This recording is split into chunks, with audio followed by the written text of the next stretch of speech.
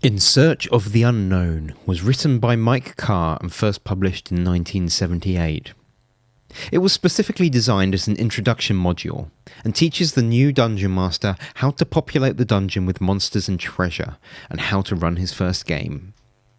In Search of the Unknown was included in the Dungeons & Dragons basic set for a short time, before being replaced with the more well-known Keep on the Borderlands. The module describes the Caves of Keskaton, an underground complex built by the now disappeared adventurers Rogaine and Zelagar. Of the 32 pages, 17 are dedicated to the dungeon itself, with the rest allotted to explanations of play and pre-generated characters.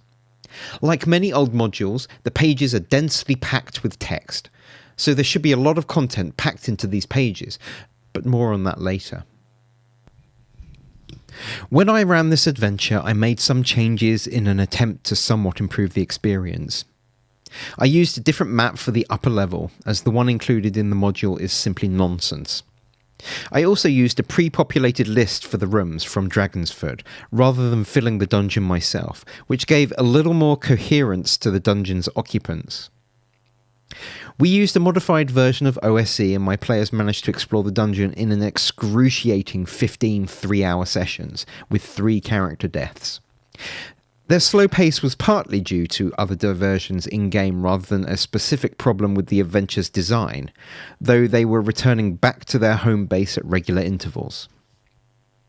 One of the great aspects of old-school modules is that they describe a place filled with interesting creatures and rooms, rather than setting out a plot that the player should follow. The idea is that the story emerges from the situation itself, and some memorable examples of this happened during my game. Beware, as some slight spoilers lie ahead. Fleeing from a group of giant rats, the characters run through winding corridors in search of an exit, making their way towards a door to escape. Unbeknownst to them, a pit trap was set up in front of that door, and they plummeted into an icy lake in the level below, extinguishing their torch and leaving them cold and in complete darkness. The adventure became a survival horror as they slowly made their way through the darkness into another cave where they were beset by terrifying sturges. At another instance in the dungeon, the characters entered a room containing a strange outcropping of crystalline rock. Without their knowledge, they had been magically transported to an identical room on the other side of the dungeon, and this left them lost and confused for many sessions. When they finally figured out the puzzle, it was a moment of great revelation and satisfaction for everyone, a very memorable occasion. Other memorable rooms include a room filled with magic pools and a fungus garden, portrayed on the front cover of the module. Yet I am sad to report that there are a few other outstanding moments that can be credited to the module, and here I run the risk of drawing the ire of those who hold fond memories of B1, but I fear that there are more bad things to this module than good things. So I would recommend you choose a different module to run if you wish to get the feel for the old school. Let's begin with the map. There are a great many problems with it, which are oft shared with other modules of this era, but this is one of the grossest offenders. Firstly, this underground stronghold makes no sense, with its winding passages, strangely shaped rooms and paper-thin walls. While dungeon design was often abstract and meant to vex the party's mapper, this map is insulting to the players, who would likely give up drawing it, as well as the DM, who has the displeasure of describing the thing in a coherent way. Some of the biggest offenders are the winding spiral that leads to a dead end, and another labyrinth that culminates in a series of empty 10-foot rooms. It would be one thing if these challenging sections of the map yielded some reward at the end, but they are empty.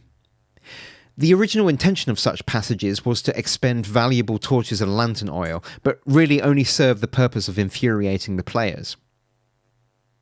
Some rooms in this dungeon serve useful functions, such as kitchens, dining rooms and bedrooms, but the layout is so chaotic that having such mundane rooms seems quite out of place. A degree of logic and some respect for the player and DM alike would have been welcomed here, and for this reason I discarded the map for one that I thought was more reasonable. The next downfall is the actual content of the rooms. The majority of the 37 rooms on the upper floor are either empty or uninteresting, with only about a dozen rooms containing something remarkable. Of these 12 rooms, 4 are hidden behind secret doors, and so may never be seen by the players. This was the case in my game, where the wizard's laboratory and adjoining workroom were never discovered. There have been many innovations in adventure design since 1978, including the notion that the most important part of the adventures should not be accidentally missed by the player. I suggest adding obvious doors to the most interesting rooms of this map. Still, only a quarter of the dungeon rooms are interesting, which is somewhat disappointing. The lower levels map is adequate for use. As it is a cave system, it serves its purpose well, and I have few complaints to direct here. There are several secret doors, but none block integral parts of the cave system, and the winding passages lend themselves to creating a sense of mystery and dread. The next problem I have with this module was the lack of reward for the players. Obviously, one can distribute whatever treasure and monsters one wishes, so my analysis is applicable only if the DM uses the list of treasures and monsters provided. The selection of monsters offered ranges from the traditional orc to the more characteristic troglodyte or carrion crawler. The treasure includes a fair amount of magic items as well, mostly of the plus X variety, but there are some potions and a bag of devouring on offer. The biggest problem with the listed monsters and treasures is the lack of XP on offer. Choosing the highest value treasure and the highest quantity of challenging monsters will yield somewhere between 4,500 and 5,000 XP.